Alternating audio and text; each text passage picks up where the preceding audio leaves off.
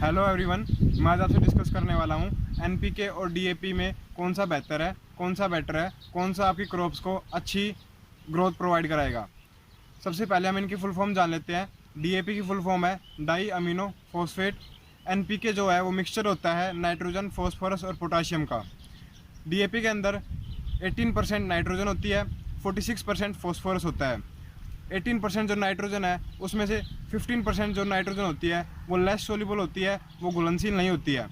और जो फॉस्फोरस है उसमें 46% में से 39.5% ही घुलनशील होता है, जो कि पानी में इजीली घुल जाता है।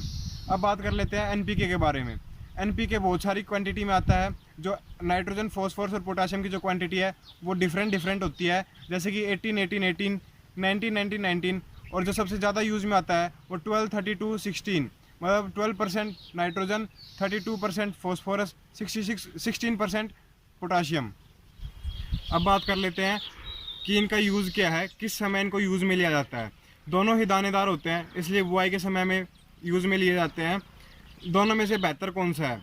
देखिए, जो एनपीके जो होता है वो दानेदार फसलों के लिए यूज़ में लिया जाता है, जैसे कि हमारी मक्का हुई, गेहूँ हुआ, बाजरा हुआ। ये इसमें ज़्यादा अच्छा रिजल्ट शो करता है, क्योंकि इसके अंदर होती है पोटाश। पोटाश जो है वो शाइन प्रोवाइड करवाती है। जो दाना होता है गेहूं का, मक्का का, इन दानों को शाइन प्रोवाइड करवाती है और दाने में भराव देती है।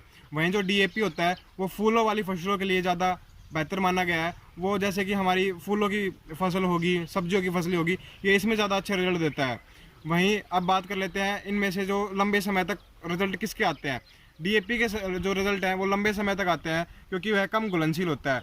एनपीके अधिक घुलनशील होता है, इसलिए वह जल्दी ही यूज़ में ले लिया जाता है ज़मीन और पौधे के द्वारा, इसलिए वो लंबे समय तक रिजल्ट नहीं देता है। अब बात करते हैं कि किस तरह की ज़मीन में एनपीके और डीएपी जो है वो यूज़ में लिए जाते हैं। एनपीके जो होता है वो हल्की ज़मीन में यूज़ में लिया जाता है, और डीएपी जो होता है वो भारी ज़मीन में यूज़ में लिया जाता है।